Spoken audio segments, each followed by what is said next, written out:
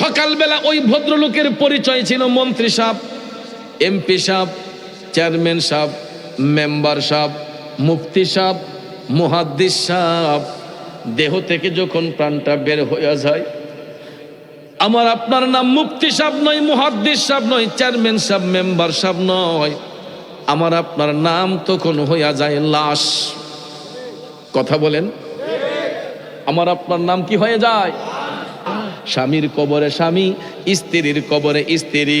এই জন্য আমার ভাইয়েরা বন্ধুরা কবি বলেছেন, হয়ে কি দিন মাটির ভিতরে হবে ঘর রে মন আমার, কেন বন্ধু দালান ঘর। এ বন্ধু, কি হবে হারাম খায়া, কি হবে মানুষের মনে কষ্ট দিয়া? দুনিয়া ছেড়ে তো আমরা একদিন কবরে চলে যাব। ওই কবরে আমার স্ত্রী আমার সাথে যাবে না, আমার সন্তান আমার সাথে যাবে না, আমার কোনো বন্ধু বান্ধব আমার সাথে কবরে যাবে না। আমার কবরে আমি যাব, আমার হিসাব আমাকেই দিতে হবে। কথা বলেন ঠিক না বেঠে? এই জন্য বলা হয়েছে, মনরে মরণ কথা করো স্মরণ, স্ত্রী পুত্র কেউ নয় আপন, ধনরত্ন সবই কারণ মনরে। ও ভাই তুই মরিলে, তুই মরিলে সঙ্গের সাথী হইবে না একজন সেকেন্ড, কইরে পাগল মন একবার ভাবলে না রে তোর হইব রে মরণ। কথা বলেন ঠিক না বেঠে? আব্বাজির আমার, দুনিয়াকে প্রাধান্য না দিয়া আখিরাতের কথা চিন্তা করতে হবে। কারণ নবীর সাহাবাগণ তারা কখনো দুনিয়া নিয়ে চিন্তা করেন নাই। তারা সাদাকে সাদা বলেছেন, কালোকে কালো বলেছেন। Sunnah of Madina, the Islamic YouTube channel. আলাপ সালাপ করলাম, সারাদিন মাহফিলে সময় দিল, রাতে সময় দিল। গত পরশুদিন আমি শুনতে পাই মেহারি গ্রামের মরহুম আবু সালেক ভাই দুনিয়ার জমিনের মধ্যে নাই। ও বন্ধু, এরকম একদিন আমার সংবাদ পাবেন, আমি দুনিয়াতে নাই, আমি সংবাদ পাবো আপনি নাই। এই জন্য জীবনের শেষ মাহফিল মনে করে ওই নবীর কথা একটা বার স্মরণ করুন, যেই নবী আজও সবুজ গম্বুজের নিচে শুয়ে উম্মতি উম্মতি বলে কান্দে। বাবারে, ওই নবী উম্মতের জন্য কান্দে, তাইলে কেন ওই নবীর দুরূদ পড়তে কৃপণতা করব? ওরে যুবক বন্ধুরা, সমস্ত কৃপণতা ছেড়ে দিয়া দয়াল নবীর ভালোবাসা অন্তরে নিয়া একটু বড় করে আওয়াজ দিয়া দুরূদ শরীফ পড়ুন। আল্লাহুম্মা সাল্লি, মাশাআল্লাহ। একটু চাইপা বসেন, সামনে আগাইয়া। মুহাম্মাদ ওয়া আলা আলি সাইয়্যিদিনা মাওলানা। আসুন জীবনের গুনাহ মাফ করার জন্য সবাই আপন আপন কলবের দিকে মুতাওয়াজ্জি হইয়া একটু বড় করে আওয়াজ দিয়ে আল্লাহ পাক রব্বুল আলামিনের জিকিরে মশগুল হয়ে যায়। সবাই জবানটা ছেড়ে দিয়া একটু ভালোবাসার সহিত মোহব্বতের সুরে আমার সাথে জিকির করুন ইসমে জাত আল্লাহ আল্লাহ আল্লাহ আল্লাহ আল্লাহ আল্লাহ আল্লাহ আল্লাহ আল্লাহ আল্লাহ আল্লাহ আল্লাহ আল্লাহ আল্লাহ আল্লাহ আল্লাহ আল্লাহ। স্মরণ করো মরণ বারে বার, মন গুনাহগার পড়ো দুরূদ নবী মুস্তাফার। মাশাআল্লাহ আল্লাহ আল্লাহ আল্লাহ আল্লাহ পড়ো দুরূদ নবী মুস্তাফার। ও মন গুনাহগার পড়ো দুরূদ নবী মুস্তাফার। মাশাআল্লাহ আল্লাহ আল্লাহ আল্লাহ আল্লাহ আল্লাহ। কত মানুষের দেখছো মরণ, তো তবু কি আর হয় না রে স্মরণ। আল্লাহ আল্লাহ আল্লাহ আল্লাহ, কত মানুষের দেখছো মরণ, তবু কি আর হয় না রে স্মরণ। ছাড়তে হবে একদিন তোমার সংসার, ও মন গুনাহগার পর দুরুদ নবী মুস্তাফার। মাশাআল্লাহ আল্লাহ আল্লাহ আল্লাহ আল্লাহ আল্লাহ। নবী বিনে আপন কেহ না, আই গো মুমিন ভাই, নবী বিনে বান্ধব কেহ নাই। মাশাআল্লাহ আল্লাহ আল্লাহ আল্লাহ আল্লাহ। আল্লাহকে করিতে খুশি, নবীর প্রেমে হও দাসী। আল কোরআনে ঘোষণা দেতা, আই গো মুমিন ভাই, নবী বিনে বান্ধব কেহ নাই। মারহাবা আল্লাহ আল্লাহ আল্লাহ আল্লাহ আল্লাহ। জুড়ে গুনা খাতা যা কইরাছি মাফ কই, ইরাদাও তুমি গো আল্লাহ। যত রঙ্গের ওপো ও রাধিয়া মে। মারহাবা আল্লাহ আল্লাহ আল্লাহ আল্লাহ আল্লাহ। কুরআনে শুইনাছি গো আল্লাহ, তুমি অন্তর্যামী। আল্লাহ আল্লাহ আল্লাহ আল্লাহ। কুরআনে শুইনাছি গো আল্লাহ, তুমি অন্তর্যামী। তোমার মতো এই জগতে আর কে আছে দামি গো আল্লাহ। যত রঙ্গের ওপো ও রাধিয়া মে। মাশাআল্লাহ আল্লাহ আল্লাহ আল্লাহ আল্লাহ আল্লাহ আল্লাহ আল্লাহ আল্লাহ আল্লাহ আল্লাহ আল্লাহ আল্লাহ আল্লাহ আল্লাহ আল্লাহ আল্লাহ লা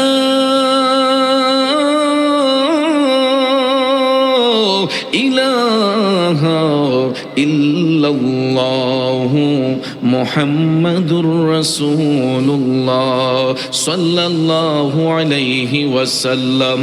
একটা জবান বন্ধ রাখবেন না, জবান খুলে উচ্চস্বরে বলুন আল্লাহু আকবার। আর একটু মায়ার সুরে বলুন ইয়া রাসূলুল্লাহ। বিসমিল্লাহির রহমানির রহিম।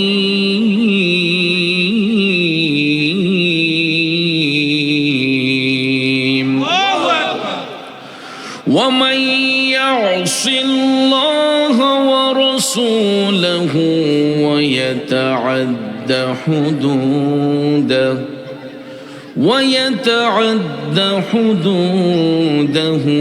يدخله نارا خالدا فيها وله عذاب مهين.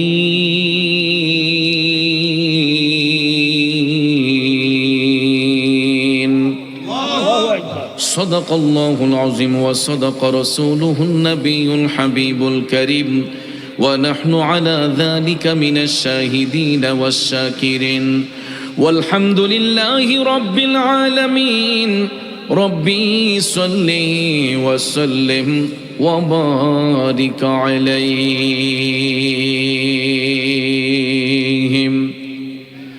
নবী ছাড়া ওই কবরে নাই রে বান্ধব নাই, নবী ছাড়া ওই কবরে নাই রে বান্ধব নাই, হাসরেতে নবী ছাড়া নাই দরদি নাই, হাসরেতে নবী ছাড়া নাই দরদি নাই, নবী ছাড়া ওই কবরে নাই রে বান্ধব নাই। আম্মা বাদ, উপস্থিত কমাই দিনই কলকা ঐতিহ্যবাহী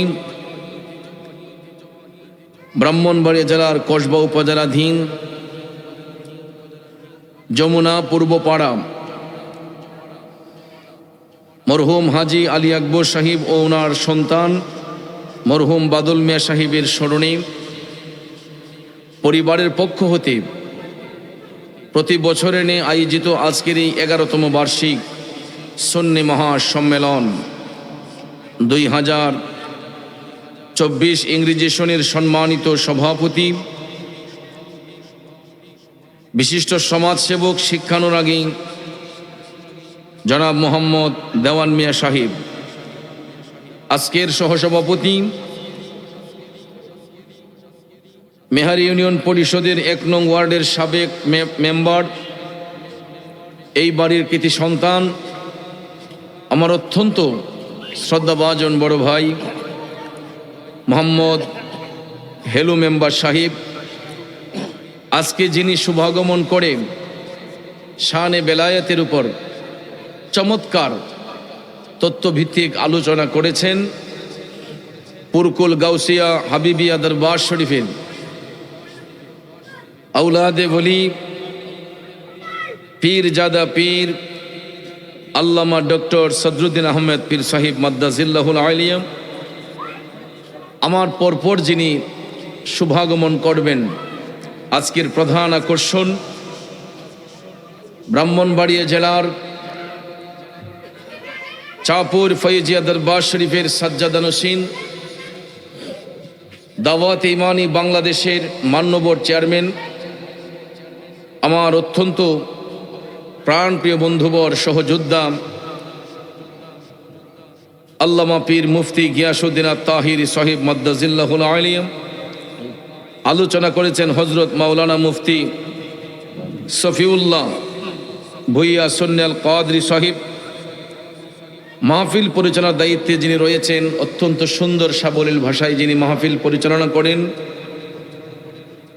অত্র এলাকার কৃতি সন্তান হজ মুআল্লিম হাফেজ মোহাম্মদ গোলাম জিলানী ভুইয়া সাহিব, বিশেষ করে মঞ্চে আসীন জিনাদের আর্থিক অনুদানে, জিনাদের সুপ্রচেষ্টায় এই মাহফিল 11 বছর যাবৎ হতে যাচ্ছে, আমার বন্ধুবর বিশিষ্ট ব্যবসায়ী মোহাম্মদ সাগর মিয়া সাহিব, আরও রয়েছেন মোহাম্মদ জাকারিয়া সাহিব ও মোহাম্মদ আমির হামজা সাহিব সহ উপস্থিত ওলামায়ে আহলে সুন্নাত, আমার তরিকতপন্থী মুরব্বী বাবারা, সুশিক্ষিত আমার কৃষক, শ্রমিক, চাকরিজীবী, ব্যবসায়ী, সাংবাদিক, শিক্ষক, প্রশাসনিক, গোয়েন্দা বিভাগের সম্মানিত ভাইয়েরা, স্কুল, কলেজ, ইউনিভার্সিটি, মাদ্রাসায় পড়ুয়া ছাত্র ভাইয়েরা, পর্দার অন্তরাল থেকে বসে বসে শুনছেন সম্মানিত আবেদা সোয়ালেহা আমার দিন দরুদি শ্রদ্ধায়ান মা ও বোনেরা, সকলের প্রতি আবার আন্তরিক সালাম, আসসালামু আলাইকুম ওয়া রাহমাতুল্লাহি ওয়া বারাকাতুহু। রব্বুল ইজ্জতের আলিশান দরবারে লাখো কোটি শুকর গুজার করার পর প্রিয় নবী সরকারে দু আলম নূরে মুজাসসম দো জাহানের সরদার কুল কায়নাতের রহমত নবী মুহাম্মদ রাসূলুল্লাহ সাল্লাল্লাহু তাআলা আলাইহি ওয়াসাল্লামের শানে নাতে মুস্তাফা দুরুদে মুস্তাফা সাল্লাল্লাহু আলাইহি ওয়াসাল্লাম পরিবেশন করেন। আপনাদের খেদমতে মহাগ্রন্থ আল কোরআনুল কারীমের 5ম পারা সূরা নিসার 14 নম্বর আয়াতে পাক তেলাওয়াত করেছি। আলহামদুলিল্লাহ বলি। খুব অল্প সময়ে আয়াতে পাকের মূল অর্থ তাফসিরের ভাষায় কিছু আলোচনা এসেছে, এইগুলো উপস্থাপন করে আমার বন্ধুবর পীর মুফতি গিয়াসউদ্দিন আত-তাহিরি সাহেব আসলি ওনার কাছে মাইক রেখে আপনাদের কাছ থেকে বিদায় রোজ করব। আল্লাহ পাক যেন শেষ মোনাজাত পর্যন্ত আমাদেরকে ধৈর্যের সহিত বসার সুযোগ দান করেন। আমরা সকলে বলি আমিন। আর একটু জোরে বলি আমিন। প্রিয় ভাইয়েরা আমার, মহান আল্লাহ রাব্বুল আলামিন জগৎ সৃষ্টির পরে সত্যের পয়গাম পৌঁছে দেওয়ার জন্য যুগে যুগে আল্লাহ পাক বহু নবী রাসূল এই পৃথিবীতে পাঠিয়েছেন, ঠিক কিনা? একমাত্র আমাদের নবী ছাড়া অন্য সকল নবীগণকে আল্লাহ পাক সারা জাহানের জন্য পাঠান নাই, বরং এক একজন নবীকে নির্দিষ্ট করে এক একটা কৌমের মধ্যে পাঠিয়েছেন, ঠিক না ঠিক? তবে আমরা এতই ভাগ্যবান, এমন একজন নবীর উম্মত। আমাদের নবী নির্দিষ্ট কোনো কৌমের নবী না, নির্দিষ্ট কোনো গোত্রের নবী না। তিনি 7 আসমান 7 জমিনের নবী, তিনি 80,000 আলমের নবী, তিনি আল্লাহর হাবিব, যার উপাধি রাহমাতাল লিল আলামিন। তিনি উভয় জাহানের নবী, কথা বলেন ঠিক কিনা? সেই নবীকে ইজ্জত দিয়েছেন কে? আল্লাহ। আমি আপনি দিলেই কি না দিলেই কি, দয়াল নবীর ইজ্জত দিয়েছেন কে? আল্লাহ। এই জন্য আল্লাহ পাক বলেছেন ওয়ারাফা'না লাকা যিকরাক, হাবিব আপনার ইজ্জত, আপনার প্রশংসা আমি আল্লাহ বাড়াইয়া দিছি।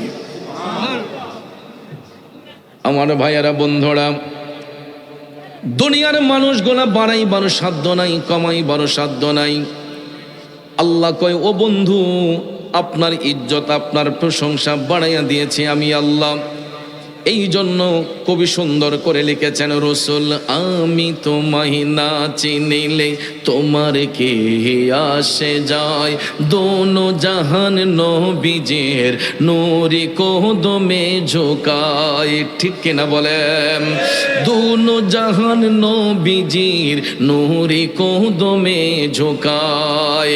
ও বন্ধুরা, আমার বাবাজিরা, ওই নবীর ইজ্জত দিতে যাইয়া আল্লাহ রাব্বুল আলামিন কত সুন্দর করে সূরা নিসার 14 নম্বর আয়াতে পাকের মধ্যে একটা উত্তম ঘোষণা দিয়েছেন। বিসমিল্লাহির রহমানির রহিম।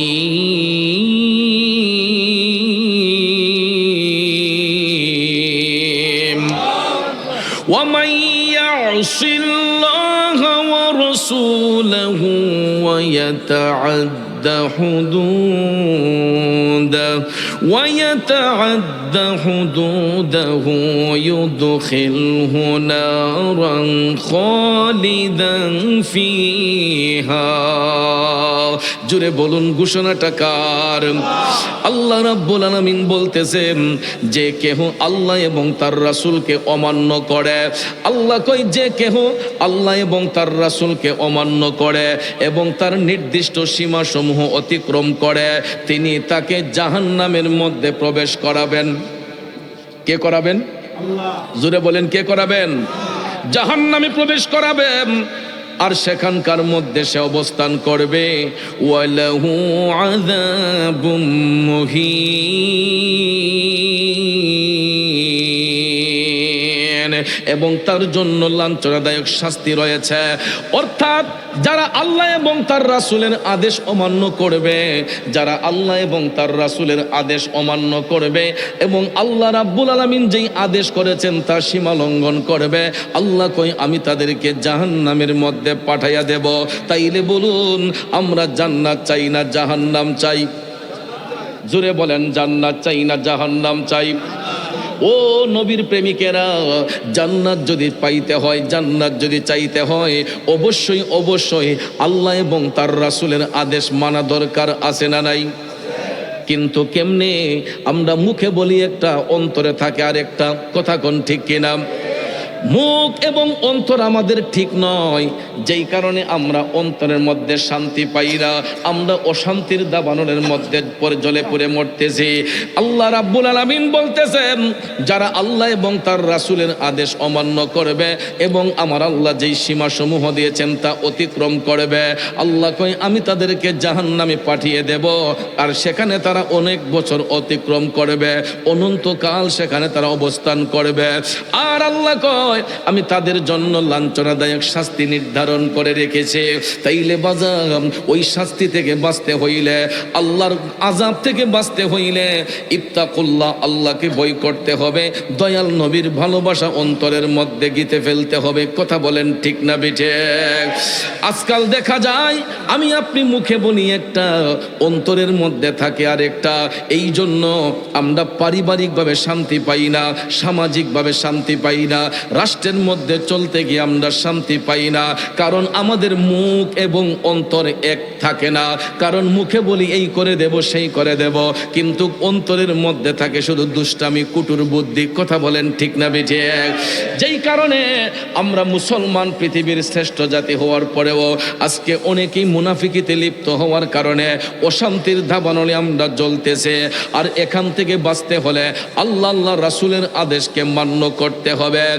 আর এটা যদি আমরা অনুসরণ করতে যাই, সাহাবায়ে কেরামের জীবন পদ্ধতি অনুসরণ করতে হবে। কারণ সাহাবায়ে কেরাম কিভাবে আমার দয়াল নবীকে তাজিম করেছেন, কিভাবে আল্লাহর হুকুমকে তারা মান্য করেছেন। যমুনা গ্রামের প্রেমিক বাবাজিরা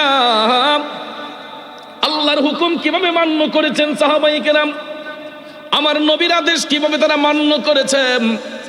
বন্ধুরে, নবীর সাহাবীগণকে লক্ষ্য করলে দেখা যায় আমার মায়া নবীর প্রত্যেকটা আদেশ সাহাবায়ে কেরাম পুঙ্খানুপুঙ্খ রূপে পালন করেছেন।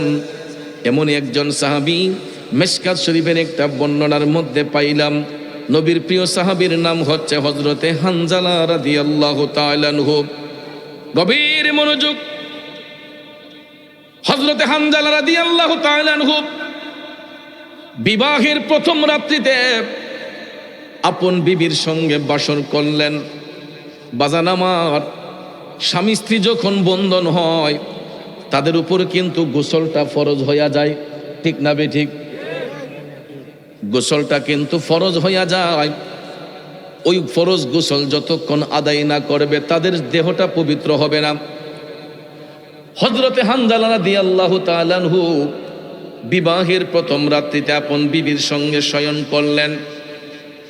ফরজ গোসল ওই মুহূর্তে আল্লাহর প্রিয় হাবিব মদিনার কামলিওয়ালা নবী হানজালার হুজরা শরীফের কাছে আইসা দয়াল নবী আমার ডাক দিলেন, হানজালা।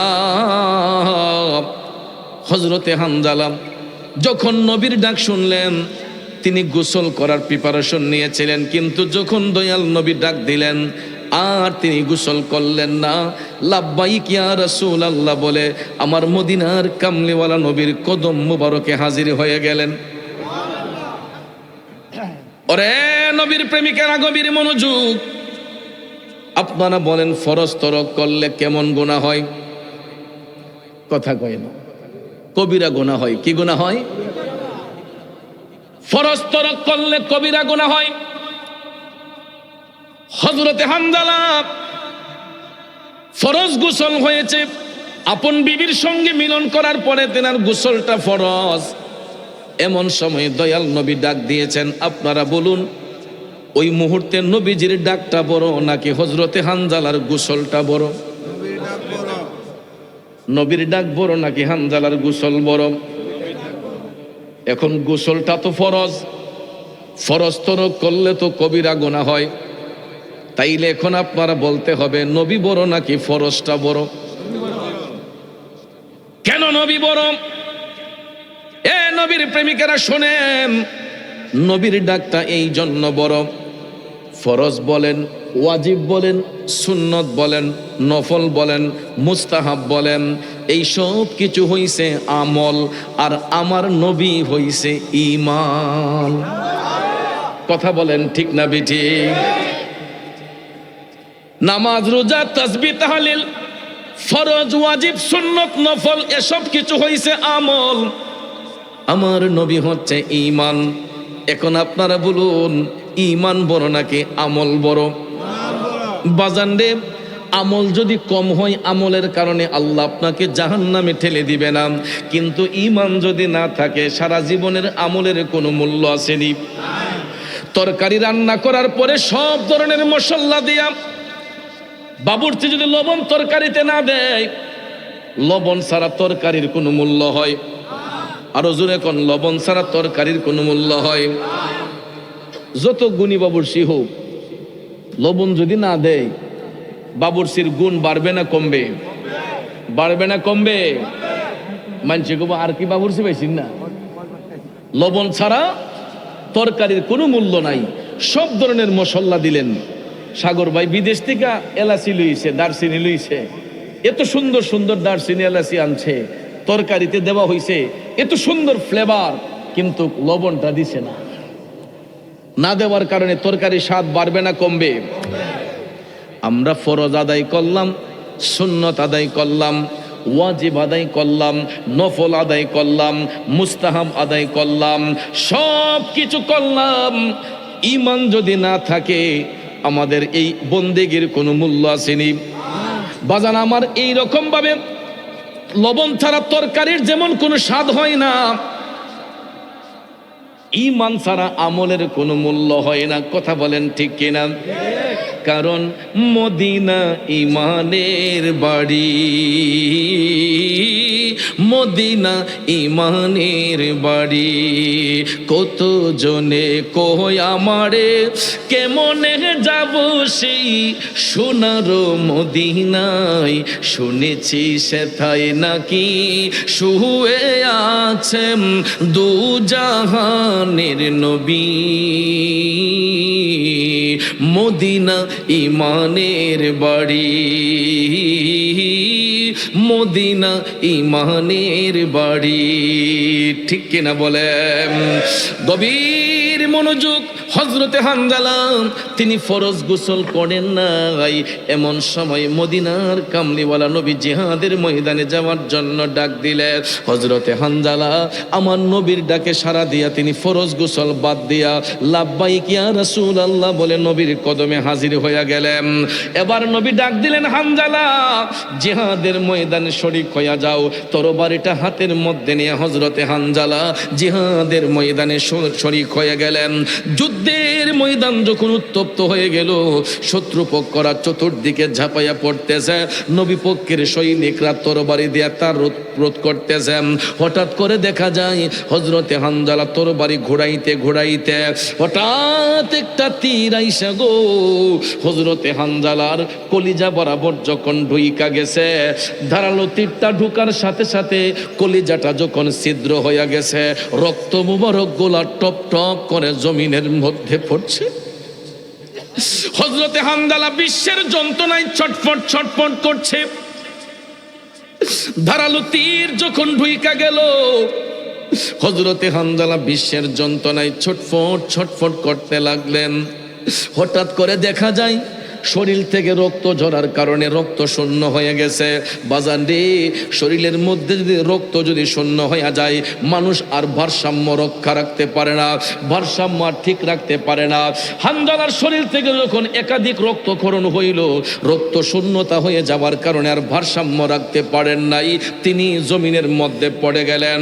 হঠাৎ করে দেখা যায় জমিনে পড়ার সাথে সাথেই একটু পরেই হযরতে হানজালার দেহ থেকে প্রাণটা বের হইয়া গেছে। জিহাদের ময়দানে হানজালা শহীদ হয়ে গেলেন। জিহাদের ময়দান স্তব্ধ হয়ে গেল। হযরতে হানজালা শহীদ হয়ে গেলেন, জিহাদের ময়দান স্তব্ধ হয়ে গেছে। এবার দেখা যায় সবার লাশ খুঁজে পাওয়া যায়, হযরতে হানজালার লাশটা খুঁজে পাওয়া যাচ্ছে না। আমার বাবাজিরা গো, হযরতে হানজালার লাশটা খুঁজে পাওয়া যাচ্ছে না। আল্লাহর হাবিব সাল্লাল্লাহু আলাইহি ওয়াসাল্লাম ডাক দিয়া কয়, ও আমার সাহাবারা, যেমন করেই হোক আমার হানজালার লাশ তোমরা খুঁজে বের করো। মনোযোগ মনোযোগ। দয়াল নবী বললেন, আমার হানজালার লাশ তোমরা খুঁজে বের করো। পুনরায় আবার শহীদদের লাশ খোঁজা শুরু হইল। লাশ তাল্লাশ করতে করতে হঠাৎ করে দেখা যায় এক মুহূর্তে হযরতে হানজালার লাশটা খুঁজে পাওয়া গেছে। কিন্তু বাজান, লাশ যদিও পাওয়া যায়, লাশের ধরনটা একটু ব্যতিক্রম। আল্লাহু আকবার বলেন। লাশের ধরনটা একটু ব্যতিক্রম। ব্যতিক্রমটা কেমন জানেননি? হযরতে হানজালার শরীরটা ভিজিয়া ঝরঝর করে পানি পড়তেছে। সাহাবায়ে কেরাম অবাক হয়ে গেলেন। ইন্তেকালের পরে তো কোনো মানুষের শরীর ভিজিয়ে পানি ঝরতে দেখা যায় নাই, ঠিক না ঠিক? মরুভূমির মধ্যে চতুর্দিকে পাহাড় আর বালি, পানির কোনো চিহ্ন নাই। এই অবস্থায় দেখা যায় নবীর প্রিয় সাহাবী হযরতে হানজালার দেহ মুবারক ভিজে ঝরঝর করে পানিগুলা জমিনের মধ্যে পড়তেছে, যেন মনে হচ্ছে যে এই মুহূর্তে কেউ যেন হযরতে হানজালার উপর পানি ঢেলে গেছে। সাহাবায়ে কেরাম অবাক হয়ে গেলেন। তারা স্ট্রেঞ্জ, অবাক, কিরে ইন্তেকালের পরে তো কোনো মানুষের শরীর ভিজে পানি ঝরতে আমরা দেখি নাই। তখন এটা জানার জন্য সাহাবায়ে কেরাম আল্লাহর হাবিব সাল্লাল্লাহু আলাইহি ওয়াসাল্লামের কদম মুবারকে আরজি দিলেন, ইয়া রাসূলুল্লাহ, নবী গো, ইন্তেকালের পরে তো আমরা আজও পর্যন্ত কোনো মানুষের শরীর ভিজিয়া পানি ঝরতে দেখি নাই, কিন্তু আপনার উম্মত হানজালার শরীর ভিজে পানি টপ টপ করে পড়তেছে, এটা তো আমরা কোনো মানে বুঝলাম না ইয়া রাসূলুল্লাহ। সুবহানাল্লাহ কন্যা। সাহাবায়ে কেরাম ডাক দিয়া কই, নবী গো, ইয়া রাসূলুল্লাহ, আপনার উম্মত হানজালার শরীর ভিজিয়ে পানি ঝরতেছে, আমরা তো ইতিপূর্বে কোনো শহীদ মৃত ব্যক্তির দেহ থেকে পানি ঝরতে দেখি নাই। মদিনার কামলিওয়ালা নবী টপ টপ করে চোখের পানি ছেড়ে কান্না করতেছেন। এ যমুনা গ্রামের বাবাজিরা, আমার মায়ার নবী, দয়ার নবীজি চোখের পানি ছেড়ে কান্না করতেছেন। কেঁদে কেঁদে মায়ার নবী বলতেছেন, উম্মতেরা রে, ও আমার সাহাবারা শোনো, আমার হানজালার শরীর ভিজিয়া পানি ঝরার পিছনে কারণ আছে। কারণটা কি নবী গো? তখন আমার মায়ার নবী, দয়ার নবী ডাক দিয়া কয়, হে আমার সাহাবারা শোনো, আমার হানজালা আমি রসুলকে এতই ভালোবাসতো, এতই আমি নবীর প্রেমে ফানা ছিল, গতদিন আমার হানজালা নতুন বিবাহ বন্ধনে আবদ্ধ হয়েছিল। আমার হানজালার গোসলটা ফরজ ছিল, এখনো তার স্ত্রীর হাতের মেহেদি গুলা মুছে নাই। নবী ডাক দিয়া কয়, আমার হানজালা ঘরের মধ্যে নতুন বধূ রাখছে, বিবির সঙ্গে শয়ন করা, কিন্তু আমি রসুল যখন জিহাদের ময়দানে ডাক দিলাম, আমার হানজালা ফরজ গোসলটা বাদ দিয়া আমি নবীর ডাকে সাড়া দিয়া জিহাদের ময়দানে অংশগ্রহণ করেছে। মদিনার কামলিওয়ালা নবী বলতেছেন, জিহাদের ময়দানে শরীক হইয়া আমার হানজালা যখন শহীদ হয়ে গেল, হানজালার তো ফরজ গোসলটা বাকি রয়েছিল, ঠিক না বেঠে? তখন মদিনার কামলিওয়ালা নবী ডাক দিয়া কয়, এ আমার উম্মতেরা শুনো, আমার হানজালার ফরজ গোসল আদায় করার জন্য আল্লাহর রহমতের ফেরেশতারা কাউসারের পানি নিয়ে হাজির হইয়া ওই কাউসারের পানি দিয়া আমার হানজালার ফরজ গোসলটা আদায় করেছে। আরো জোরে জোরে কন্যা সুবহানাল্লাহ। হানজালা প্রেমিকে ছিল, নবীর প্রেমে জীবন দিল। হানজালা প্রেমিকে ছিল, নবীর প্রেমে জীবন দিল। গোসল করাইল তাকে ফেরেশতার দলে, প্রেমের ডুরি বান্দরে মদিনার শোনে, ঠিক না বেঠে?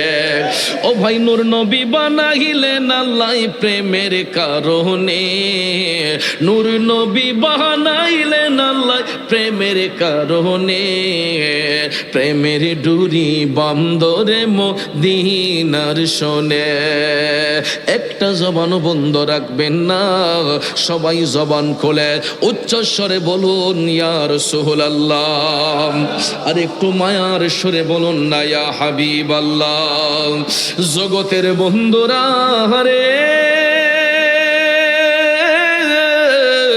ও মুরব্বী বাবাজিরা গো, আমার সম্মানিত মা বোনরা যারা শুনছেন, নবীর প্রেমে জীবন দেওয়াতে লাভ হয়েছে না লস হয়েছে?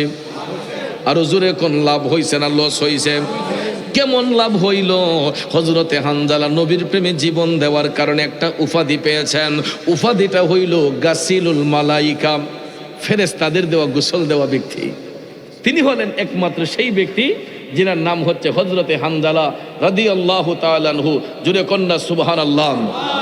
তাইলে বোঝা গেল আমার নবীর ডাকে সারা দিলে লস হয় না, লাভ ছাড়া। কথা কোন ঠিক না ঠিক?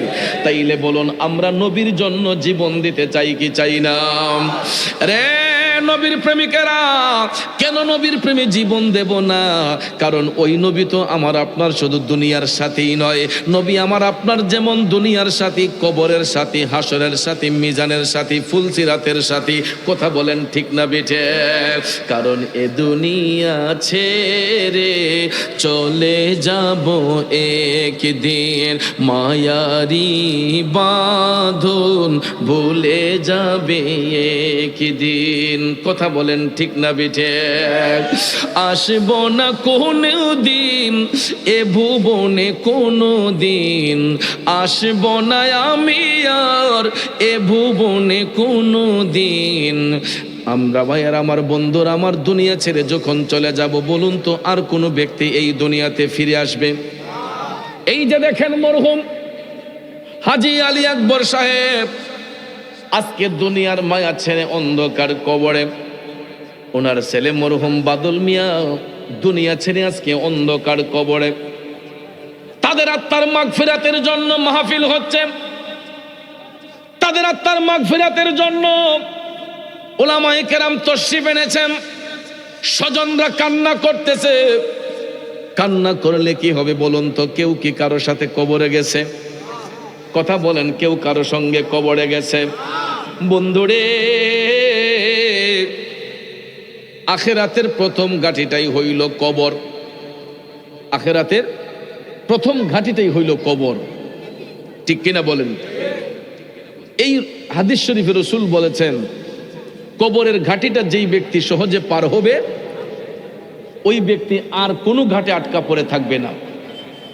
আর কবরের ঘাটে যে আটকা পড়ে যাবে, সে আর কোনো ঘাট পার হতে পারবে না।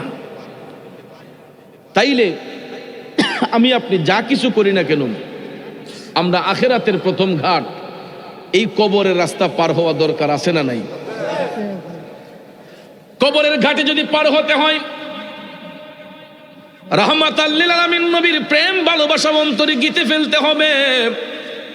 কারণ নবীর প্রেম ছাড়া আখিরাতের ঘাট পার হওয়া সম্ভব হবে না। কারণ আব্বারে, দুনিয়া ছেড়ে যখন চলে যাব, আমাদেরকে কবরে রাইখা সবাই যখন 40 কদম দূরে চলে আসবে, মুনকার নাকির ফেরেশতা আমার আপনার কবরে হাজির হবে। প্রশ্ন করবে কয়টা? কয়টা? প্রশ্ন করবে 3টা। মুমিন ব্যক্তি যদি হয়, মুত্তাকি যদি হয়, 3টা প্রশ্নের উত্তর ঠাস ঠাস করে দিয়ে দিবে। মান রাব্বুকা ওয়ামান দীনুকা ওয়ামান হাজার রুজুল। ওই মুমিন ব্যক্তি দুনিয়াতে যেমন আল্লাহর পাগল ছিল, ওই ব্যক্তিটা কবরে যায় বলে দিবে রাব্বি আল্লাহ। দুনিয়াতে যেমন ইসলামের কাজে ব্যস্ত ছিল, কবরের মধ্যে যায় বলবে দীনিয়াল ইসলাম। দুনিয়াতে যেমন নবী নবী কইয়া কান্না করছে, ওই মুমিন ব্যক্তিটা কবরে যাওয়ার সাথে সাথে তাকে যখন প্রশ্ন করা হবে ওমান হাজার রুজুল, তখন মুমিন ব্যক্তি বলে দিবে হাজা মুহাম্মদুর রাসূলুল্লাহ সাল্লাল্লাহু আলাইহি ওয়াসাল্লাম। কথা বলেন ঠিক না বিঠে? একটু দুরূদ শরীফ পড়ুন। আল্লাহুম্মা সাল্লিম। মেহেরবানি করে একটু আগে যান, জায়গার সংকুলান, একটু কষ্ট করে আগে যান। মাদাল্লাহুম্মা সাল্লিম। যেহেতু আমাদের জায়গার সংকুলান, একটু যার সামনে যতটুকু জায়গা আছে, শীতের রাত, আমরা একটু আগে আগে বসি, মেহেরবানি করেন। আল্লাহুম্মা সাল্লি আলা সাইয়্যিদিনা মুহাম্মাদ নাবিয়ানা মাওলানা মুহাম্মাদ নাবিয়ানা। মেহেরবানি করে মুহাম্মাদ আল্লাহুম্মা সাল্লি আলা সাইয়্যিদিনা আদনাবিয়ানা মাওলানা মুহাম্মাদ নাবিয়ানা শাফি মাওলানা এ নবীর প্রেমিকারা গভীর মনোযোগ। বলতেছিলাম কি, মুমিন ব্যক্তিরা দুনিয়াতে যেমন নবী নবী কইয়া কান্না করছে, এরা কবরে যাইয়া যখন আমার নবীরে দেখবে তখন নবীর প্রেমে ফানা হয়ে যাবে। তখন কোনো স্ত্রী পাওয়া যাবে না, স্বামী পাওয়া যাবে না, সন্তান পাওয়া যাবে না, বন্ধু পাওয়া যাবে না। এই জন্য বলেছিলাম নবী ছাড়া ওই কবরে নাই রে বান্ধব নাই, নবী ছাড়া ওই কবরে নাই রে বান্ধব নাই। হাসরেতে নবী ছাড়া নাই দরদি নাই, ঠিক কিনা কম? হাসরেতে নবী ছাড়া নাই দরদি নাই, নবী ছাড়া ওই কবরে নাই রে বান্ধব নাই। বন্ধুরে, ওই নবী আমার আপনার দুনিয়ার সাথী, কবরের সাথী, হাসরের সাথী, মিজানের সাথী, ফুলসিরাতের সাথী, ইহকালের সাথী, পরকালের সাথী। যেখানে যাবেন সর্ব জায়গায় আমার নবী পাবেন, কিন্তু সর্ব জায়গায় বন্ধু বান্ধব পাওয়া যাবে না। কথা কোন ঠিক কিনা? এই জন্য যুবক, প্রেম যদি করতে হয় আমার নবীর সাথে প্রেমের কালেকশন ফিট করো। ভালো যদি বাসতে হয় আমার নবীকে ভালোবেসে যান। ভালোবাসা যদি স্থাপন করতে হয় আমার নবীর প্রেমে পাগল হইয়া বন্ধু ভালোবাসা স্থাপন করেন। দেখবেন নবীর প্রেম ভালোবাসা অন্তরে থাকলে ইহকালে যেমন শান্তি হবে, পরকালও মুক্তির ফায়সালা হবে। ঠিক না বেঠে? কারণ আমার বাজানরা, এই পৃথিবীতে যত রঙের ভালোবাসা আছে সব ভালোবাসা তুচ্ছ হইয়া যায় যখন আমরা দুনিয়ার মায়া ছেড়ে দেই। কথা বলেন ঠিক না বেঠে? যখন দুনিয়ার মায়া ছেড়ে দেই সব ভালোবাসা তুচ্ছ হইয়া যায়। আমি লক্ষ্য করে দেখেছি এই পৃথিবীর জমিনে সবচেয়ে বেশি মধুর ভালোবাসা হয় স্বামী এবং স্ত্রীর মধ্যে। সবচেয়ে বেশি ভালোবাসা হয় স্বামী এবং স্ত্রীর মধ্যে। কথা বলেন ঠিক কিনা? অথচ দেখেন স্বামী এবং স্ত্রীর যত মধুর ভালোবাসা থাকুক না কেন, স্ত্রীর চোখের সামনে স্বামী মারা গেলে বলুন তো ওই স্ত্রী কি স্বামীর সাথে কবরে যাবে? স্বামীর চোখের সামনে স্ত্রী মারা গেলে ওই স্বামী কি স্ত্রীর কবরে যাবে? অথচ দেখেন দুইজন দুই দেশে থাকে মারা যাবার পরে, আর দুনিয়াতে যতদিন থাকে তারা এক দেশেই থাকে, এক জায়গায় থাকে। আমি কোনো একটা মাহফিলে বলেছিলাম যে সবচেয়ে বেশি মধুর ভালোবাসা স্বামী এবং স্ত্রীর মধ্যে হয়। স্বামী যদি বিদেশেও থাকে, দেশে যখন চলে আসে তখন দেখবেন একটা ঘরের ভিতরে যদি অনেকগুলা বেডরুম থাকে, স্বামী স্ত্রীর শয়নটা কিন্তু একটা রুমের ভিতরে হয়। ঠিক নি বাজান? বিছনা কি দুইটা না একটা হয়? একটুই হয়। অনেক সময় আব্বা যদি ভালোবাসা বেশি হয় বালিশও একটা হয়। ওইনি হ্যাঁ, ঈদে তো ফেসে না তাই কুল বালিশের মতো ব্যবহার করে না। কথা তো সত্যি। আসেনি বাড়ি দুনিয়াত নাই। আল্লাহ, ওই লাগে আপনি কুল বালিশ লাগে হন? আচ্ছা আচ্ছা, আলহামদুলিল্লাহ। বাড়িওলি নাইও। আর যখন আসি তখন বিছনাও একটা আসি, বালিশও একটা আসি। কথা সত্যি না মিথ্যা? কোনো সময় বালিশ লাগছেও না। ওরে যুবক, কথাটা যদিও হাসির ছলে মনে হচ্ছে বাজান, অনেকে হয়তো মস্কারা করতেছেন, হাসি ঠাট্টা করতেছেন, কিন্তু একচুয়ালি হাসির ছলে কথাটা বলা হয় নাই। বাজান আমার, স্বামী স্ত্রীর যে মধুর ভালোবাসা, একটা রুমের ভিতরে একটা বিছানায় একটা বালিশে যখন স্বামী স্ত্রী মহব্বতে মিলন করে, আসমান জমিনের সকল ফেরেশতারা আল্লাহর দরবারে আনন্দের জিকির করে। কারণ এই মিলনের মাধ্যমে আমরা সন্তানগুলা দুনিয়ার আলো বাতাস দেখতে পাই। ঠিক না বে ঠিক? যদি আমার বাবার সাথে মায়ের মিলন না হতো আমি কি আজকে দুনিয়াতে আসতে পারতাম? তাহলে বাজান স্বামী স্ত্রীর বন্ধন হওয়ার কারণে সন্তানগুলা দুনিয়ার আলো বাতাস দেখে। যমুনা গ্রামের বাবাজিরা, স্বামী এবং স্ত্রীর দুনিয়ার জমিনে তাদের বিছানা হয় একটা, রুম হয় একটা, বালিশ হয় একটা, কিন্তু এমন একটা সিচুয়েশন আসে এমন একটা সিচুয়েশন আসে, স্বামী এবং স্ত্রী দুইজনে একসঙ্গে ঘুমাইলো। হঠাৎ করে দেখা যায় মাঝরাতে ওই ঘরের ভিতরে আজরাইল ফেরেশতা প্রবেশ করছে। আব্বাজি, নিশিরাতে যদি আমি আপনার বাসায় ঢুকলে আপনি যতক্ষণ গেট খুলে না দিবেন আমি কি আপনার ঘরে ঢুকতে পারবো? কলিং বেলে টিপ দেব, দরজায় নক করব, তারপরে আপনি যখন খুলে দিবেন আমি ভিতরে প্রবেশ করব। আপনি যতক্ষণ না খুলবেন আমি কি আপনার বাড়িতে প্রবেশ করতে পারবো? আমার বাড়িতে আপনি গেলে আমি যতক্ষণ দরজা না খুলবো আপনি ভিতরে প্রবেশ করতে পারবেন না। মৃত্যুর ফেরেশতা মালাকুল মউত আজরাইল যখন আসবে, বলুন তো ঘর থেকে কি কেউ উইঠা দরজা খুলে দিতে হবে?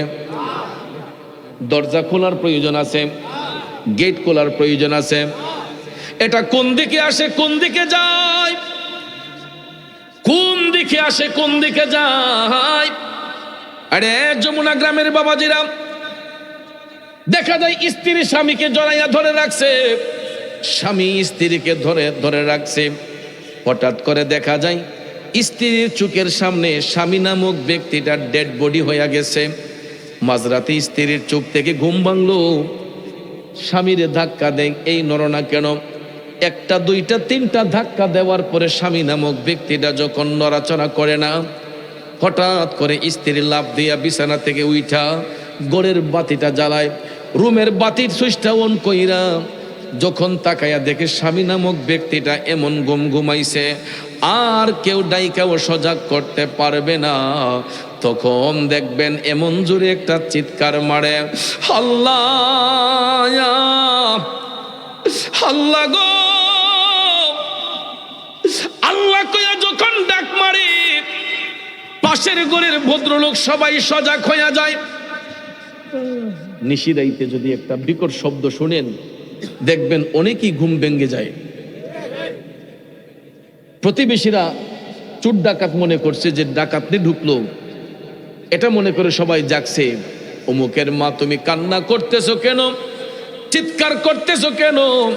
কয় আমার সর্বনাশ হয়ে গেছে, তাড়াতাড়ি আসেন, আমার স্বামী নড়তেছে না, নড়াচড়া বন্ধ হয়ে গেছে। দরজা যখন খুলে দিছে সবাই ঘরে আসলো, আসার সাথে সাথে সবাই তাকাইয়া দেখে লোকটা আর দুনিয়াতে নাই, বডিটা পড়ে আছে, রুহুটা নাই, দেহের ভিতর থেকে রুহু নামক জিনিসটা বের হইয়া গেছে। এ বন্ধু, সকালবেলা ওই ভদ্রলোকের পরিচয় ছিল মন্ত্রী সাহেব, এমপি সাহেব, চেয়ারম্যান সাহেব, মেম্বার সাহেব, মুফতি সাহেব, মুহাদ্দিস সাহেব। দেহ থেকে যখন প্রাণটা বের হইয়া যায়, আমার আপনার নাম মুফতি সাহেব নয়, মুহাদ্দিস সাহেব নয়, চেয়ারম্যান সাহেব, মেম্বার সাহেব নয়, আমার আপনার নাম তখন হইয়া যায় লাশ। কথা বলেন, আমার আপনার নাম কি হয়ে যায়? দেখেন, আমরা যত বড় শিল্পপতি হই না কেন, সবাই তখন কয় লাশটা দাফন করার ব্যবস্থা করা হোক। অথচ দুনিয়াতে আমি যতদিন ছিলাম, শ্বশুর বাড়ি থেকে টেলিফোন আসছে, জামাই আসেন না কেন? খালার বাড়ি থেকে খালা ফোন দিছে, বাগনা তুই আস না কেন? 2টা দিন থাইকা যা, 3টা দিন থাইকা যা।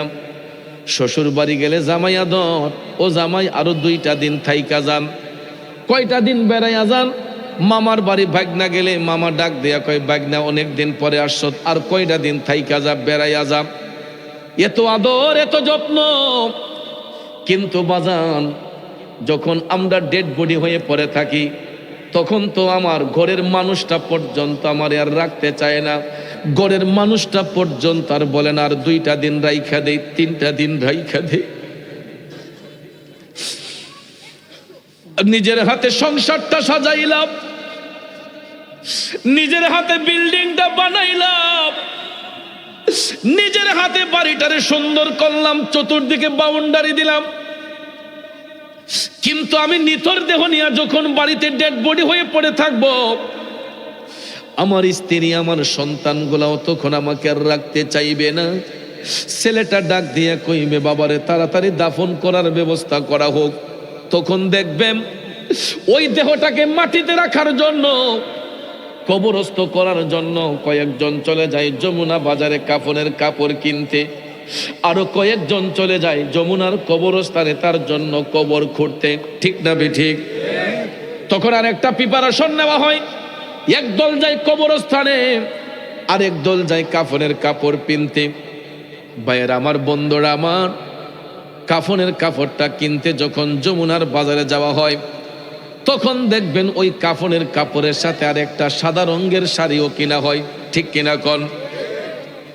এ যুবক, দুনিয়াতে রং বেরঙের পোশাক গায়ের মধ্যে পড়ি, কারো গায়ের পোশাক কালো, কারোটা লাল, কারোটা সাদা, কারোটা হলুদ, কারোটা বেগুনি। কিন্তু আমরা যত বড় টাকাওয়ালা হই, যত রঙের কাপড় পরি না কেন, যত দামের কাপড় পরি না কেন, আপন দেশে যখন যাইব, আমাদের কবর দেশের পোশাকের রংটা কেমন হবে? ধনী গরিব উভয়ের জন্য সাদা হবে। ঠিক না বেঠিক? একটা ফকিরও যদি মারা যায় যমুনা থেকে, তাকেও দাফন করতে হলে সাদা কাপড় লাগবে। একজন শিল্পপতি মারা গেলে তার দাফনের সময় সাদা কাপড় লাগবে। কথা কোন ঠিক কিনা? দামের মধ্যে আহামরি তখন কোনো বেশ কম থাকবে না। কোম্পানির তারতম্য অনুসারে গোছ পিছে হয়তো 100 টাকা 200 টাকা এদিক সেদিক হতে পারে, কিন্তু আহামরি দামের মধ্যে কোনো ব্যবধান হবে না। ঠিক কিনা বাজান? গভীর মনোযোগ। একজন শিল্পপতি, একজন টাকাওয়ালা লোক, কসবার কাপড় পছন্দ হয় নাই, কুটির বাজারের কাপড় পছন্দ হয় নাই, ব্রাহ্মণবাড়িয়া সদরে মার্কেট করা পছন্দ করে নাই, রাজধানী ঢাকাতে মার্কেট করেছে, সিঙ্গাপুর মালয়েশিয়া গিয়ে মার্কেট করেছে, দুবাই গিয়ে মার্কেট করেছে। কিন্তু ওই ভদ্রলোক মারা যাবার পরে কাফনের কাপড়টা কেনার জন্য সিঙ্গাপুর মালয়েশিয়া দুবাই যেতে হয় না, রাজধানী ঢাকায় যেতে হয় না, ব্রাহ্মণবাড়িয়া যেতে হয় না, কুটির বাজারও যেতে হয় না, কসবা সদরও যেতে হয় না, খারেরা বাজারে যাইতে হয় না, খেওরা বাজারে যাইতে হয় না, যমুনার বাজারটাই যথেষ্ট। কথা বলেন ঠিক না বেঠিক? সমাজপতি বলেন, শিল্পপতি বলেন, ধনী গরিব উভয়ের জন্য কাফনের কাপড় কিনতে যাইয়া আমাদেরকে খারেরা বাজার, খেওরা বাজারও যাইতে হয় না, মেহারির বাজারে যাইতে হয় না, আমাদের এই যমুনার বাজারটাই যথেষ্ট হয়। কথা বলেন ঠিক না বেঠিক?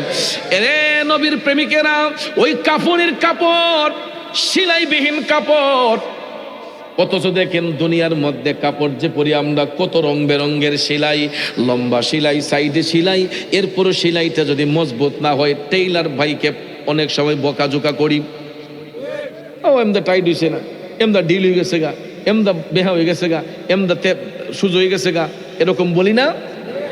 কত ফিটিং ফাটিং কাপড় দুনিয়াতে আমরা পড়তে চাই, এও চাহিদার কোনো শেষ নাই। দোকানে গেলে দেখবেন, আমি দেখেছি কাপড়ের দোকানে গেলে, আয় হারে মানুষের যে কত রঙের রুচি, ইটা পছন্দ হয়েছে না, পুরা থাইরা নামাই ফেলছে, থাক থেকে কাপড়, থাকের থাক কাপড় নামাচ্ছে। দেখেন একটার পর একটা খুলতাছে, একটার পর একটা খুলতাছে, খোলার পরে দেখা যায় না এটা মোটামুটি হইছে, এইটা তো এমনি হইছে না, এটা ঠিক আছে কাপড় কিন্তু হইছে না। কথা কোন? এরকম ভাবে একটার পর একটা কাপড় উল্টাইয়া পাল্টাইয়া দেখা আমরা মন মতো চয়েস কইরা নিজের রুচিতে আমরা কাপড় ক্রয় করি, না হইলো 50টা কাপড়ে উল্টা পাল্টা করি। কথা কোন ঠিক না ঠিক? 50টা কাপড়কে উলট পালট কইরা মহিলা গেল তো সারছে ওই না, মিশা কইলাম আব্বা? হ্যাঁ, আমরা তো মোটামুটি একটা গুজামিল দিয়ে ঘুরি, হেরার তো দিতে পারে না। আই সুবহানাল্লাহ, প্রায় সময় মার্কেটে গেলে দেখা যায় একদম দোকানের থাইরাতে যত মাল আছে আমার মা বোনরা সব লামাই ফেলছে, লামানোর পরও না হইছে না। ঠিক না ঠিক? মনে হয় 100টা দেখছে, এরপরে না হইছে না, ওইটা সুন্দর করে জায়গা, তখন দোকানওয়ালারা ইচ্ছা মতো দেয়, তাহলে দেখছিলেন করে 100টা দেখাইছে, এরপরও তার মন জোগাইতে পারে না। আমার বাবাজিরা, দুনিয়ার জমিনে চাহিদার কোনো শেষ নাই। কত রঙের কত রুচির কাপড় আমরা গায়ের মধ্যে দেই, কিন্তু যখন আমরা নিতর দেহ নিয়ে পরে থাকবো, নারী বলেন পুরুষ বলেন, সবার গায়ের মধ্যে একই রঙের কাপড়, কাপড়ের রংটা কি হবে বলেন তো? তখন ওই কাপড়ের মধ্যে কোনো সেলাই থাকবে?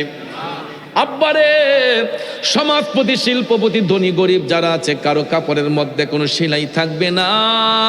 সেলাইবিহীন 3 টুকরা মার্কিন কাপড় পুরুষের জন্য, মহিলা হইলে 5 টুকরা মার্কিন কাপড় ওই মহিলা মারদের জন্য। কথা কোন ঠিক না বেঠে? আমি যেটা বলেছিলাম, ওই 3 টুকরা কাপড়ের সাথে আরেকটা সাদা রঙের শাড়ি কিনা হয়, ঠিক না বেঠিক? সাদা রঙের শাড়ি কিনা হয়। এটা কেন জানেননি? বাজান, যেই স্বামীটা মারা যায়, ওই স্বামীর যে স্ত্রী দুনিয়াতে আছে, ওই নারীটা তো বিধবা হইয়া যায়। মহিলাটার বয়স যদি কম হয়, স্বামী যখন চলে যায় তার নাম হইয়া যায় বিধবা নারী। কথা কোন ঠিক কিনা? ওই মহিলাটাকে যখন ওই স্বামী বিবাহ করেছিল, তখন 5টা রঙিন শাড়ি কিনা। প্রথম শাড়িটা ছিল বেনারসি রঙিন শাড়ি। এই বেনারসি রঙিন কাপড় পরাইয়া, নাকের মাঝে ফুল দিয়া, কানের মাঝে দুল দিয়া, গলার মাঝে হার দিয়া, হাতের মাঝে বালা দিয়া, কত সুন্দর কইরা সাজাইয়া 5টা কাপড় দিয়া স্বামী তার বাড়িতে নিয়ে আসছে। এজাব কবুলের মাধ্যমে স্বামীর ঘরে নিয়ে আসছে। যেই দিন স্বামী নামক ব্যক্তিটা মারা যায়, এ যুবক আমার বাবাজিরা, স্বামী নামক ব্যক্তিটা যেই দিন মারা যায়, মারা যাওয়ার সাথে সাথে পড়োশী মহিলারা দেখবেন ওই স্ত্রীর নাকের ফুলটাকে খুইলা ফেলে, কানের দুলটা খুইলা ফেলে, গলার হার খুইলা ফেলে, হাতের বালা খুইলা ফেলে। শেষ পর্যন্ত দেখা যায় একদিকে বড়ই পাতার গরম জল দিয়া স্বামী নামক ব্যক্তিটারে গোসল দেওয়া হয়, অপর দিকে পড়োশী মহিলারা ওই বিধবা নারীটারে গোসল দিয়া রঙিন শাড়িটা খুইলা তার গায়ের মধ্যে সাদা রঙের শাড়িটারে পেঁচাইয়া দেয়। কথা কোন ঠিক কিনা? মহিলার বয়স যদি কম হয়, মহিলার বয়সটা যদি কম হয়, তারপরও দেখবেন ওই মহিলার গায়ের মধ্যে বিধবার শাড়িটা পেঁচ দেওয়া হয়। কথা বলেন ঠিক না বেঠিক? আব্বাদের আমার গভীর মনোযোগ। ওই নারীটা বিধবার শাড়ি যখন গায়ে দেয়, এমন কিছু মুহূর্ত পৃথিবীর ইতিহাসে রয়েছে, স্বামীর সুখে শোকাহত হইয়া অনেক স্ত্রীও মারা যায়। এমন হয় কি হয় না? স্বামীর সুখে শোকাহত হইয়া অনেক স্ত্রীও মারা যায়। মানলাম 2 জনই মারা গেলেন। এখন 2 জনকে কাফন পরানো হইল। বলুন তো, দুনিয়ার মধ্যে তো যমুনা গ্রামের মধ্যে তারা 2 জনের বিছানা ছিল, একটা বালিশ ছিল, একটা রুম ছিল, একটা। যখন তারা 2 জন মারা গেলেন, যমুনার কবরস্থানে এই স্বামী স্ত্রীর জন্য তখন কবর হবে কয়টা? কোথায় গেল ভালোবাসা? কোথায় গেল মহব্বত? এরে নবীর প্রেমিকেরা, দুনিয়াতে তাদের রুম ছিল একটা, বিছনা ছিল একটা, বালিশ ছিল একটা, কিন্তু মারা যাওয়ার পরে স্বামীর কবরে স্বামী, স্ত্রীর কবরে স্ত্রী। কথা বলেন ঠিক কিনা? মাঝখানে কোনো ফাঁকও থাকবে না যে তারা 2 জন স্বামী স্ত্রী আছিল, মাঝখানে একটু ফাঁক রেখা দিয়ে এরা কথাবার্তা বলবো না, এরকম সুযোগ আছে? স্বামীর কবরে স্বামী, স্ত্রীর কবরে স্ত্রী। এই জন্য আমার ভাইয়েরা, বন্ধুরা, কবি বলেছেন, হয়ে কি দিন মাটির ভিতরে হবে ঘর রে মন আমার, কেন বান্ধ দালান ঘর। এ বন্ধু, কি হবে হারাম খায়া, কি হবে মানুষের মনে কষ্ট দিয়া? দুনিয়া ছেড়ে তো আমরা একদিন কবরে চলে যাব। ওই কবরে আমার স্ত্রী আমার সাথে যাবে না, আমার সন্তান আমার সাথে যাবে না, আমার কোনো বন্ধু বান্ধব আমার সাথে কবরে যাবে না। আমার কবরে আমি যাব, আমার হিসাব আমাকেই দিতে হবে। কথা বলেন ঠিক না বেঠে? এই জন্য বলা হয়েছে, মনরে মরণ কথা করো স্মরণ, স্ত্রী পুত্র কেউ নয় আপন, ধনরত্ন সবই কারণ মনরে। ও ভাই তুই মরিলে তুই মরিলে সঙ্গের সাথী হইবে না একজন সেকেন্ড কইরে পাগল মন একবার ভাবলে না রে তোর হইব রে মরণ। কথা বলেন ঠিক না বেঠে? আব্বাজির আমার, দুনিয়াকে প্রাধান্য না দিয়া আখিরাতের কথা চিন্তা করতে হবে। কারণ নবীর সাহাবাগণ তারা কখনো দুনিয়া নিয়ে চিন্তা করেন নাই। তারা সাদাকে সাদা বলেছেন, কালোকে কালো বলেছেন। এই জন্য আমার ভাইয়েরা, নবীর সাহাবী হযরতে উমর ইবনুল খাত্তাব রাদিয়াল্লাহু তাআলা আনহুর দিকে তাকাইলে দেখা যায় যিনি অন্যায় করার কারণে আপন পুত্র আবু শামাকে পর্যন্ত রেহাই দেন নাই। কথা কোন ঠিক না বেঠিক? অন্যায়কে কখনো প্রশ্রয় দেন নাই। কিন্তু আমাদের ছেলেগুলা অন্যায় করলে আমরা বাবার আরো বেশি বেশি প্রশ্রয় দিই। কথা কোন ঠিক না বেঠিক? কিন্তু আপনি যাকে প্রশ্রয় দিচ্ছেন, আপনি মারা যাবার পরে তো সে আপনার কবরে আপন হবে না, সে দুনিয়াতে আপনার আপন নয়। দুনিয়ার মধ্যে দেখা যায় অনেক ছেলে বাবার সাথে বেঈমানি করে, আছে না? ভাই ভাইয়ের সঙ্গে প্রতারণা করে, আছে কিনা বলেন?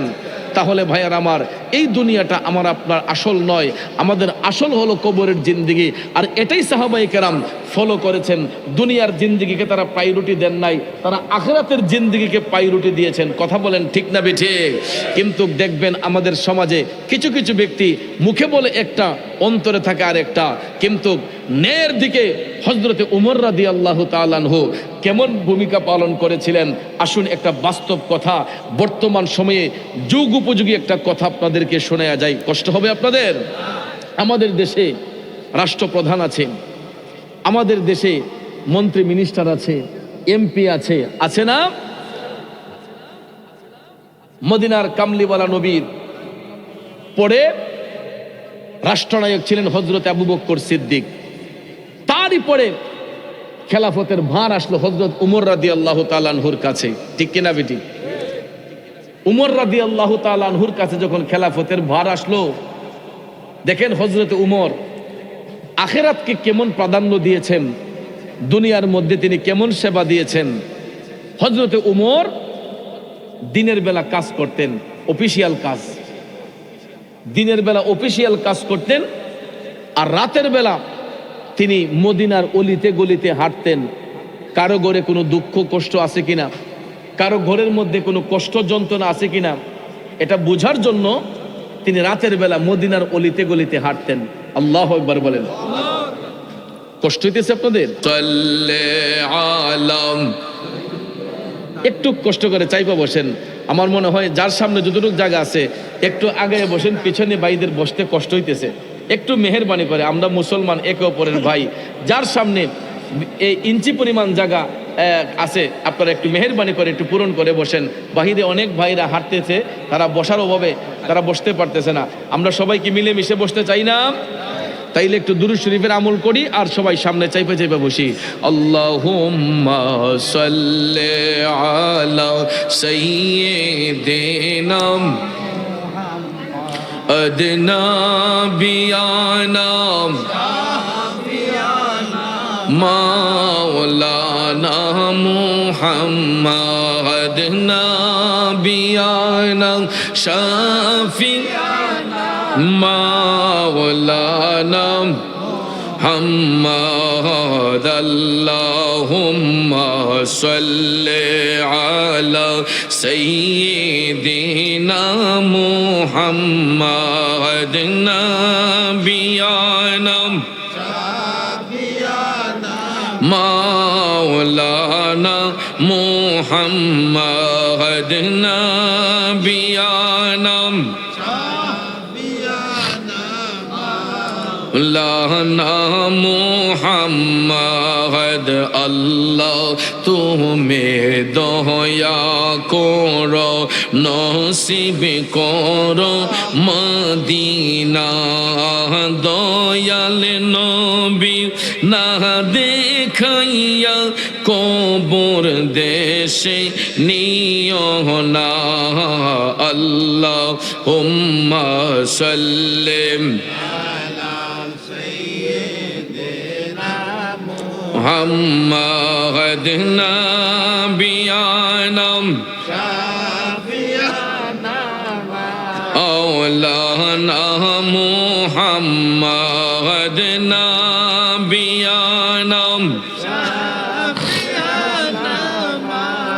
ওলানা মুহাম্মদ নাবিয়ানাম মাও। একটু আগে বসেন। আলহামদুলিল্লাহ বাবাজির আমার, যেটা বলতে চেয়েছিলাম, হযরতে উমর দিনের বেলা কাজ করতেন, অফিসিয়াল কাজ। রাতের বেলা তিনি জনগণের খবর নেওয়ার জন্য, গরিব দুঃখী মানুষের খবর নেওয়ার জন্য মদিনার অলিতে গলিতে হাঁটতেন। প্রতিদিনের ন্যায় হযরত উমর মদিনার অলিতে গলিতে হাঁটতেছেন। হঠাৎ একদিন হাঁটতে হাঁটতে তিনি একটা কান্নার শব্দ শুনতে পাইলেন। বাচ্চাদের কান্নার শব্দ শুই না। আপনারা কথা বলতে হবে না, মনোযোগ থাকতে হবে মাহফিলের দিকে। একটু কষ্ট করে কথা বলবেন না, সাইডে কোনো কথা বলা যাবে না।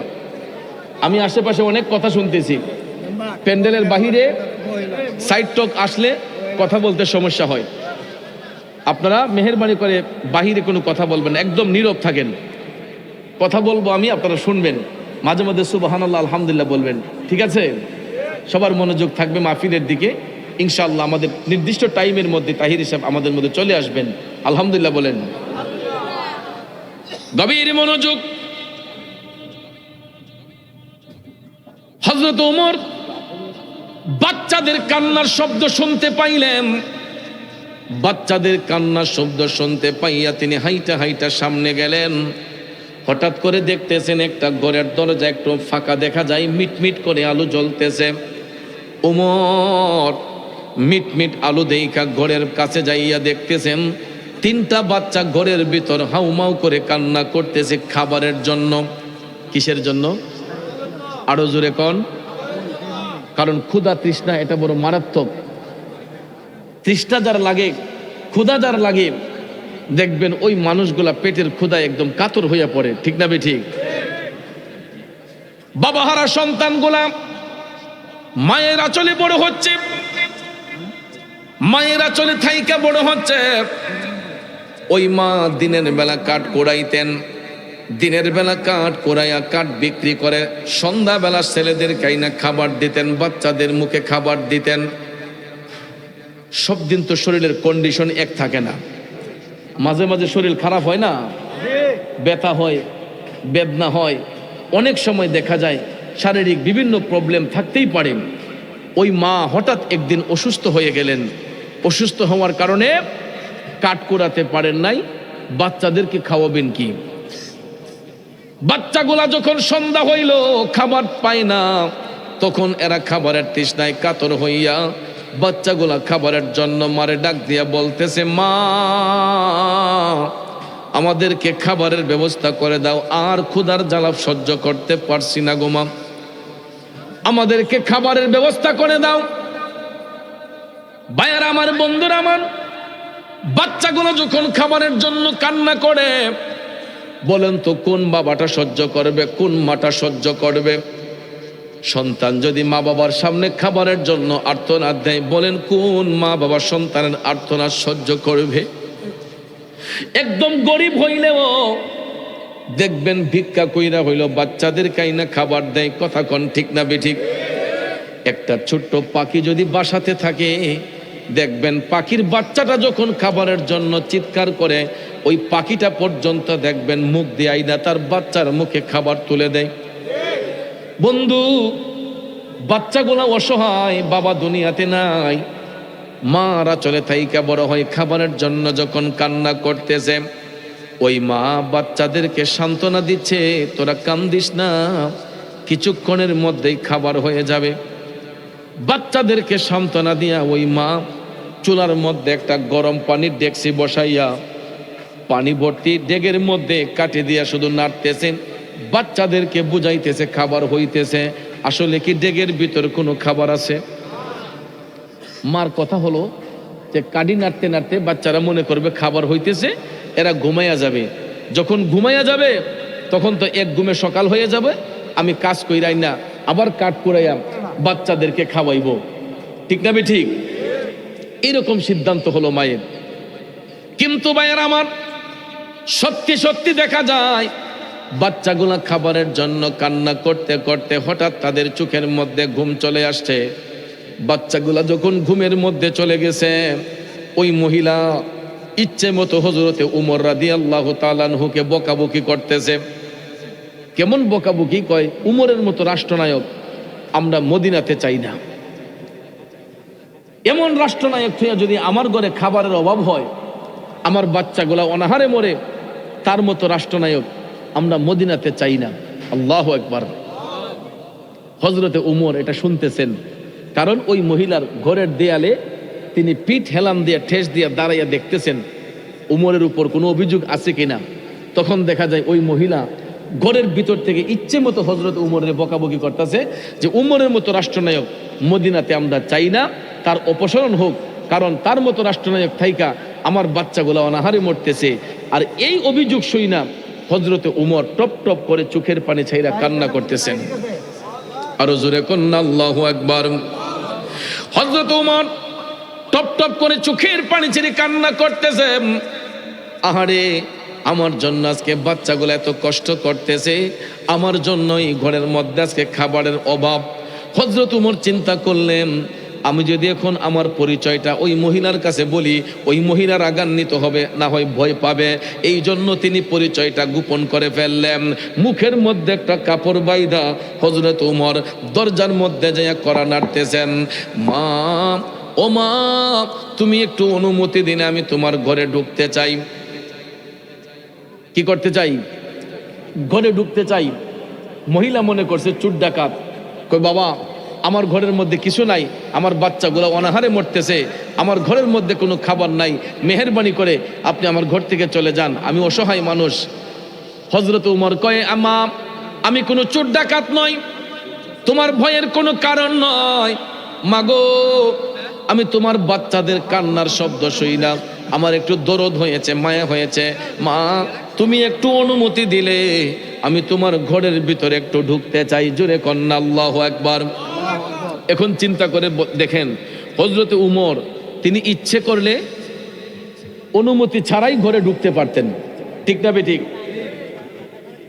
শোনেন, এখান থেকে একটা মাসালা শিখে যান। আমরা অনেক সময় দেখি অনুমতি ছাড়া মনে করি যে এটা আমার শ্বশুর বাড়ি, এটা আমার বন্ধুর বাড়ি, এটা আমার খালার বাড়ি, এটা আমার মামার বাড়ি, এটা মনে করে আমরা বরাবর গিয়ে ঘরে ঢুকিয়া জায়গা আছেন এমন।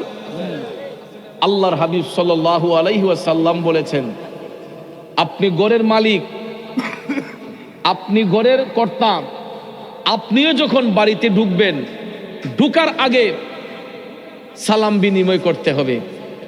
প্রথমে সালাম বিনিময় করতে হবে। সালামের জবাব যদি না আসে, বাহির থেকে আপনি গলা কাশি দিতে হবে। 3 বার গলা কাশি দেন। তাদেরকে বোঝাতে হবে, তাদেরকে বোঝাতে হবে যে ঘরের ভিতরে মহিলা মা বোনরা যাতে বুঝতে পারে যে বাহিরে পুরুষ লোক আছে। কথা কোন ঠিক না ঠিক? বাবাজিরা আমার, আপনারা কি আমার কথা মনোযোগ আছে না? শেষ করে দিতাম, তাহলে আমি সাইডে দিই, আপনারা আওয়াজ করেন। একটা কথা বলা যাবে না। আল্লাহর নবী বলেছেন, আপনি নিজের ঘরে যখন ঢুকবেন, ঢুকার আগে মহিলাদেরকে অ্যালার্ট করতে হবে, কারণ মহিলা মা বোনদের ঘরের ভিতরে একটা ব্যক্তিগত স্বাধীনতা আছে। অনেক সময় অনেক মা বোনদের মাথায় কাপড় থাকবে না, অনেক সময় অনেক মা বোনদের বুকের উপর কাপড় থাকে না, অনেক মা বোন বাচ্চাদেরকে দুধ পান করায়। আমি ওনার স্বামী হতে পারি, আমি বড় ভাই হতে পারি, আমি ছোট ভাই উপযুক্ত হতে পারি, কিন্তু আমরা হঠাৎ করে ঘরে যখন ঢুকবো তখন তারা হেজিটেশন বুক করে, লজ্জায় পড়ে যায়। কথা কোন ঠিক না ঠিক? লজ্জায় পড়ে যায়। অনেক সময় উপযুক্ত সন্তানও যদি বড় হয়, মা পর্যন্ত সন্তানকে দেখলে মাথায় কাপড় না থাকলে ইতস্ততা বোধ করে, লজ্জায় পড়ে যায়। কথা কোন ঠিক না ঠিক? তাদের ব্যক্তিগত স্বাধীনতার মধ্যে হস্তক্ষেপ করতে রাসূল নিষেধ করেছেন। এই জন্য আপনি যখন কারো বাড়িতে যাবেন, নিজের বাড়িতেও যাবেন, ঢুকার আগে সালাম বিনিময় করবেন। আর এটা যদি না পারেন, গলা কাশি দিবেন, যাতে করে মহিলারা গুছিয়ে ফেলে। মাথায় কাপড় না থাকলে কাপড় দিয়ে দিবে, বুকের উপর কাপড় না থাকলে কাপড় দিয়ে দিবে। বাচ্চাকে দুধ পান করালে তারা নিজেকে একটু গুছিয়ে নিবে, কারণ তাদের ব্যক্তিগত স্বাধীনতার মধ্যে হস্তক্ষেপ করতে নাই, এটা রাসূল নিষেধ করেছেন। এই জন্য আজকের পর থেকে যদি কারো বন্ধুর বাড়িতে যাই, স্বামীর এই খালার বাড়িতে যাই, মামার বাড়িতে যাই, ডাইরেক্ট গিয়া ঢুকে যাইন কেনা, আগে অনুমতি নেবেন। অনুমতি সাপেক্ষে যে আমি কি আসতে পারি, তখন আপনি ঘরের মধ্যে ঢুকবেন। আর না হলে তাদেরকে জানাইয়া ঢুকবেন, যাতে বাহির থেকে একজন লোক আসতেছে, বাহির থেকে আমার অভিভাবক আসতেছে, এরা যদি বুঝতে পারে। কথা কি বুঝতে পারছেন আপনারা? হযরত উমর তিনি কিন্তু ডাইরেক্ট ঢুকে যেতে পারতেন ওই ঘরের মধ্যে, কিন্তু হযরত উমর ডাইরেক্ট ঢুকেন নাই, তিনি অনুমতি প্রার্থনা করলেন, মা অনুমতি দিলে আমি ঘরে ঢুকতে চাই। এক পর্যায়ে ওই মহিলা মা অনুমতি দিলেন, ঠিক আছে আপনি ঘরের ঢুকেন। ঢুকার সঙ্গে সঙ্গে মুখে কাপড় বাঁধা। হযরত উমর পরিচয় দেন না যে তিনি হযরত উমর, মুখের মধ্যে কাপড়টা বাইদা বলতেছেন, মাগো তোমার চোখের মধ্যে পানি কেন, বাচ্চাগুলা কান্না করছে কেন? তখন ওই মহিলা ডাক দিয়া কয়, বাবারে আমার বাচ্চাগুলা অনাহারে মরতেছে, আমি একটা দক্ষিণী মানুষ, আমি প্রতিদিন কাজ করি, আমার বাচ্চাদেরকে না খাবার দেই, কিন্তু আজকে আমি শরীর অসুস্থতার কারণে কাজে যাইতে পারি নাই, আমার ঘরের মধ্যে খাবার আনতে পারি নাই, পেটের ক্ষুধায় আমার বাচ্চাগুলা কাতর হইয়া কান্না করতেছে, আর কান্না করতে করতে এরা পেটের ক্ষুধায় ঘুমাইয়া গেছে। উমরের মতো একজন রাষ্ট্রনায়ক হইয়া আমার ঘরের মধ্যে কোনো নজর নাই, উমরের মতো রাষ্ট্রনায়ক থাকার পর আমার ঘরে কোনো খাবার নাই, এই জন্য আমি মনের কষ্টে হযরতে উমরকে বকাবকি করতেছি। তখন হযরতে উমর পরিচয়টা প্রকাশ করেন না, তখন তিনি বলতেছেন, মা আমি যদি তোমার পাশে একটু দাঁড়াই, একটু সহযোগিতা করি, তোমার কি কোনো আপত্তি আছে? মহিলা কয়, বাবা আমি একটা অসহায় মানুষ, আমার উপকার করে আপনার লাভটা কি? নারায়ে তাকবীর, নারায়ে রিসালাত। তাহিরি সাহেবের আগমন, তাহিরি সাহেবের আগমন। তো খেলাটা আল্লাহু আকবার, নারায়ে রিসালাত, ইয়া রাসূলুল্লাহ। আল্লামা পীর মুফতি গিয়াসউদ্দিন তাহেরি হুজুরের আগমন, শুভেচ্ছা স্বাগত। যমুনা গ্রামের পক্ষ থেকে লাল গোলাপ শুভেচ্ছা, লাল গোলাপ শুভেচ্ছা, যমুনা গ্রামের পক্ষ থেকে নারায়ে তাকবীর, আল্লাহু আকবার, নারায়ে রিসালাত, ইয়া রাসূলুল্লাহ। আল্লামা পীর মুফতি গিয়াসউদ্দিন তাহেরি হুজুরের আগমন, শুভেচ্ছার স্বাগত। যমুনা গ্রামের পক্ষ থেকে লাল গোলাপ শুভেচ্ছা, যমুনা গ্রামের পক্ষ থেকে।